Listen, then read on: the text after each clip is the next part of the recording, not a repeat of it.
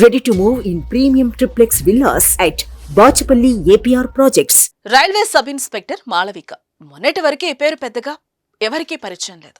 కానీ ఓ పొరపాటు కారణంగా ప్రపంచమంతా మాళవిక పేరు మారుమోగింది. నకిలీ ఎస్ఐగా తేలి అందరి నోళ్లలో నానింది. కానీ నిజానికి మాళవిక అంతరంగం పరిశీలించినట్టయితే అనేక సంచలనాత్మక విషయాలు విద్యావంతుల మెదళ్లను తొలుస్తున్నాయి. అసలు మాళవిక ఎందుకు నకిలీ ఎస్ఐగా అవతారం ఎత్తాల్సి వచ్చింది? ఎస్ఐగా చెలామణి అవ్వాలని ఎందుకు అనుకుంది? అసలు ఎస్ఐకి కావలసిన అర్హతలు ఆమెకున్నాయా? పోలీస్ డ్రెస్ పై మమకారమే ఆమెను ఆ రూట్లోకి తీసుకెళ్లిందా? ఎస్ఐ డ్రెస్ దాకా ఆమె ఎలా వెళ్ళగలిగింది?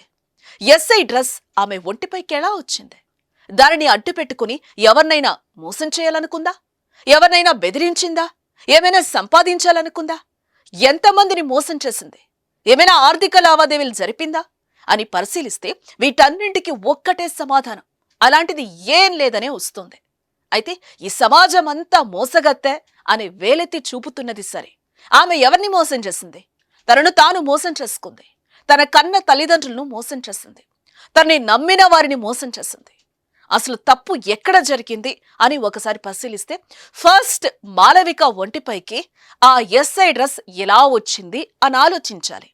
ఎవరైనా బ్లాక్మెయిల్ చేయడానికి తనే కుట్టించుకుందా, లేదా ఎందుకో మాళవిక కాకి డ్రెస్ కుట్టించుకుంది తెలిస్తే అక్కడే సగం కేసు తేలిపోతుంది.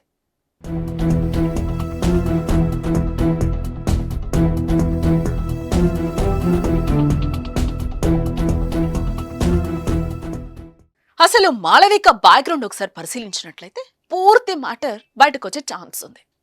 కడు పేదరికంలో పుట్టిన మాళవిక తల్లిదండ్రులు ఇద్దరూ వికలాంగులు.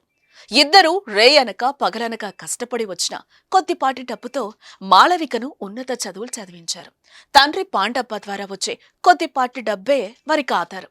మొదట్నుంచి చదువులో చురుకుగా ఉండే మాళవికకు ప్రభుత్వ ఉద్యోగం వస్తుందని ఆ తల్లిదండ్రులు గంపడాసలు పెట్టుకున్నారు. ఎన్నో కలలు కన్నారు. ఇంటికొచ్చిన ప్రతి ఒక్కరికి తమ బిడ్డ పెద్ద ఉద్యోగం చేస్తుందని గొప్పలు చెప్పుకున్నారు. హైదరాబాద్ నిజాం కాలేజీలో పీజీ పూర్తి చేసిన మాళవిక ప్రభుత్వ ఉద్యోగ నోటిఫికేషన్ కోసం ఎదురు చూస్తూ పలు కాంపిటేటివ్ పరీక్షలకు ప్రిపేర్ అవుతుంది.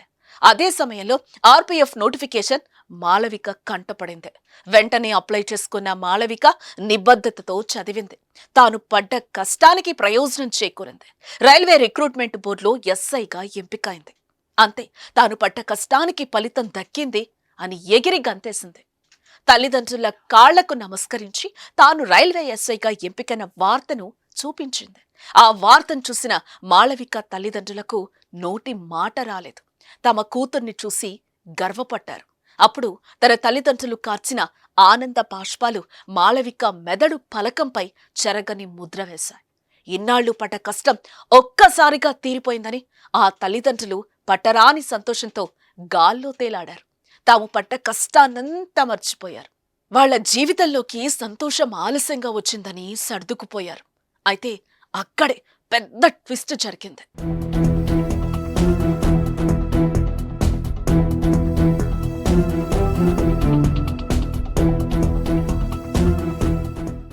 మాళవిక తానోటి తలిస్తే దైవం ఒకటి తలిచింది అన్నట్టుగా దగ్గరదాకా వచ్చిన ఎస్ఐ జాబ్ కంటి లోపం కారణంగా దూరమైపోయింది. కంటిలో చిన్న మెల్లుండడంతో మాళవికను రిజెక్ట్ చేశారు రైల్వే అధికారులు. ఆ వార్త విన్న మాళవిక గుండెలు పగిలేలా ఏడ్చింది. తనకు తాను సముదాయించుకుంది. మళ్లీ పరీక్ష రాసి ఏదో ఒక జాబ్ కొడతాననే నమ్మకం ఉన్నప్పటికీ తన తల్లిదండ్రులు ఒక్కసారిగా గుర్తుకొచ్చారు. తనకి జాబ్ వచ్చిన సందర్భంలో తల్లిదండ్రుల ఆనందం చూసిన మాళవిక ఆ ఆనందాన్ని వారికి దూరం చేయదలుచుకోలేదు. తనకి జాబ్ రాలేదన్న విషయం తెలిసినా, తనకి మెల్లకన్ను ఉందని తన తల్లిదండ్రులకు తెలిసినా వారు తట్టుకోలేరని, బతికి ఉండలేరని ఓ తీసుకోకూడని నిర్ణయం తీసుకుంది. తన తల్లిదండ్రుల ఆనందం కోసం తప్పుడు మార్గాన్ని ఎంచుకుంది. రాని జాబ్ వచ్చినట్టు చెప్పుకున్న తన మాటల్ని నిజం చేయాలని చూసింది. అనుకున్నదే తడువుగా ఎల్బీ నగర్లో రైల్వే పోలీస్ డ్రెస్ కుట్టించుకుంది. కొత్తపేటలో నకిలీ ఐడి కార్డు తయారు చేయించుకుంది. శంకర్పల్లిలో పోస్టింగ్ అని ఆర్డర్ సృష్టించింది. పోలీస్ డ్రెస్ లోనే ఇంటికెళ్ళింది.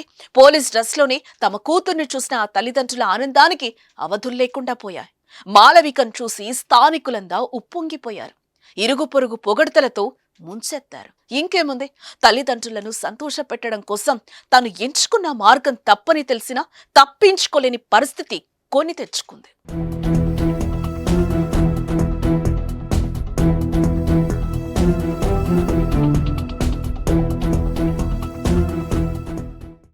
కొద్ది రోజులు అందరినీ నమ్మించి ఆలోగా ఇంకా ఏదో పెద్ద జాబ్ కొడదామనుకుంది. అందులో భాగంగా అందరినీ నమ్మించడం కోసం ఎస్ఐ పాత్రలోకి పరకాయ ప్రవేశం చేసింది. నటించడమే కాదు, జీవించింది. ఎక్కడో సికింద్రాబాద్లో జాబ్ చేస్తోందంటే తన ఉనికి కోల్పోతానేమోనని ఏకంగా నల్గొండ సికింద్రాబాద్ రైల్లోనే డ్యూటీ చేసింది. రైల్వే బోర్డులో ఎంతో మంది అధికారులు ఉండటం కారణంగా ఆమెను ఎవరూ ఐడెంటిఫై చేయలేదు. జీతమైతే రావటం లేదు, కానీ తాను నిజమైన ఎస్ఐగానే తనకు తాను ఊహించుకుంటూ ముందుకెళ్తోంది. అలా నెల కాదు, 2 నెలలు కాదు, ఏకంగా ఏడాది పాటు ఎస్ఐ పాత్రలో ఒదిగిపోయింది. అంతేకాదు, మహిళా దినోత్సవానికి ఎస్ఐ హోదాలో గెస్ట్ గా హాజరై మోటివేషనల్ స్పీచ్ ఇరగతీసింది. ఆ స్పీచ్ విన్నవారెవరైనా ఆమెను నకిలీ ఎస్ఐ అనలేనంతగా మాట్లాడింది. స్కూళ్లలో, కాలేజీల్లో విద్యార్థులకు ఎన్నో ఉపయోగకరమైన పాఠాలు కూడా చెప్పేది. అయితే ఇంతలా లీనమై జాబ్ చేస్తున్న తనకి ఖర్చుల కోసం డబ్బు ఎలా అనే సందేహం అందరికీ రావటం సహజం. అయితే ఇక్కడే మనం తెలుసుకోవాల్సిన ఇంకో ఆసక్తికరమైన ఘటన బయటకొచ్చింది. రైల్లో హైదరాబాద్కి వచ్చి పోలి డ్రెస్ మార్చుకుని ఓ బ్యూటీ సెంటర్లో బ్యూటీషియన్ గా పనిచేసి వచ్చిన డబ్బులను జీతం డబ్బులుగా తల్లిదండ్రులకు పంపించేది అని తెలిసింది. అయితే ఇంతలా ప్రభుత్వ ఉద్యోగాన్ని వాడుకున్న మాళవిక ఎక్కడ ఆ పోస్ట్ను దుర్వినియోగం చేయటం కానీ, బ్లాక్మెయిల్ చేయటం కానీ చేయకపోవటం ఇక్కడ మనం గమనించాల్సిన విషయం. అయితే అంతా బాగానే ఉందనుకునే సమయంలో పెళ్లి నిర్ణయం తన జీవితంలో అనూహ్య సంఘటనకు కారణమైంది. తల్లిదండ్రులనైతే నమ్మించింది, కానీ కట్టుకోబోయేవాడి ముందు మాళవిక కట్టుకథలు నడవలేదు. మాళవిక పోస్టింగ్ ఎక్కడ, శాలరీ ఎంత అనే ఎంక్వైరీ చేసిన అతడికి దిమ్మ తిరిగే నిజాలు తెలిసాయి. మోసపూరిత అమ్మాయిని పెళ్లి చేసుకోబోనని నకిలీ ఎస్ఐ గుట్టు రట్టు చేశాడు ఆ యువకుడు. చట్టవిరుద్ధంగా పోలీస్ యూనిఫామ్ను ధరించి రైళ్లలో ఉచితంగా ప్రయాణం చేయటం, రైల్వే ఎస్ఐనని తప్పుడు ప్రచారం చేయటం నేరం కాబట్టి పోలీసులు ఆమెను కటకటాల్లోకి నెట్టారు. ఏదేమైనా మాళవిక తీసుకున్న ఓ తప్పుడు నిర్ణయం తన తల్లిదండ్రులకు తలవంపులు తేవడమే కాక జీవితంలో అన్ని ప్రభుత్వ ఉద్యోగాలకు అర్హత కోల్పోయింది. అయితే ప్రభుత్వ ఉద్యోగస్తులే సమాజంలో ఉన్నతులా? ప్రభుత్వ ఉద్యోగం రాని వారంతా అసమర్థులా? ఆ భావనే మాళవికను ఇంత దూరం తీసుకొచ్చింది. ఎన్ని తప్పులు చేసేలా ప్రేరేపించింది. ప్రభుత్వ ఉద్యోగం పేరుతో అక్రమాలకు, మోసాలకు పాల్పడకపోవటం మాత్రమే మాళవికకు కొంత కలిసొచ్చే అవకాశం. నిరుద్యోగులు, విద్యార్థులు అంతా మాళవిక ఉదంతాన్ని ఉదాహరణగా తీసుకుని చట్ట వ్యతిరేక కార్యక్రమాలు చేపట్టద్దని మనము కోరుకుందాం.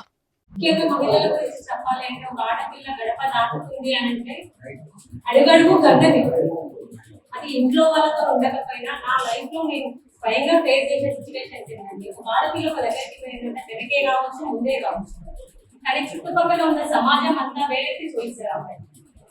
ఏంటి, ఎక్కడికి వెళ్ళింది, ఏం జరుగుతుంది, విమర్శించడానికి విమర్శల ప్రపంచంలో మనం బతుకుతుంది. అదే విధంగా నేను ఏమని చెప్తా అంటే, ప్రతి ఒక్కరికి ఒక రిక్వెస్ట్ ఏంటి అంటే, ఒక ఆడది బయటికి వెళ్ళింది అంటే ఒక ఏదో ఒకటి సాధించడానికి వెళ్ళింది. మెయిన్ ఏంటంటే, మేము మా వయసుకి సపోర్ట్ చేస్తున్నాము, ఇంకేదో చేస్తున్నాము కాదు. 10 మంది వేరెత్తి నీ వైఫ్ ని చూపించిన ఒక ఆడపిల్లని, ఒక తండ్రికి నీ బిడ్డ ఇది చేస్తుంది అన్నా, అది కాదు నా బిడ్డ ఇది, నా బిడ్డ ఇది చేస్తుంది, ఇది నిరూపిస్తుంది, నా భార్య ఇది చేస్తుంది, ఇది నిరూపిస్తుంది, ఏ రోజుకైనా నా భార్య ఇలా నిలుస్తుంటది అని మీరు నమ్మి తనని బయటికి పంపండి, వాళ్ళకి స్వేచ్ఛ ఇవ్వండి, సమాజంలో వాళ్ళని ఎదగనివ్వండి. ఈ రోజు నేను ఒక జాబ్ చేస్తున్నా కూడా ఒక ఆడపిల్ల ఏం చేయగలుగుతుంది?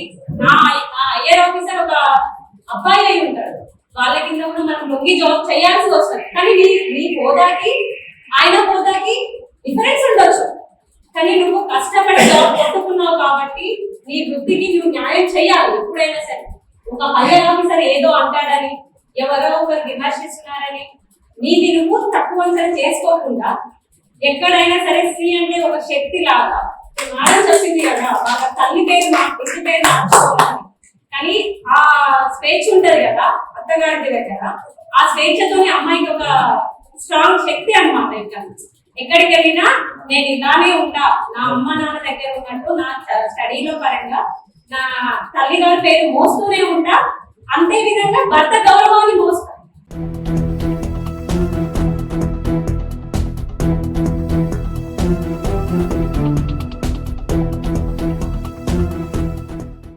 సుమన్ టీవీలో మీ పర్సనల్ అండ్ బిజినెస్ ప్రమోషన్స్ కోసం కింది నెంబర్కి కాంటాక్ట్ చేయండి.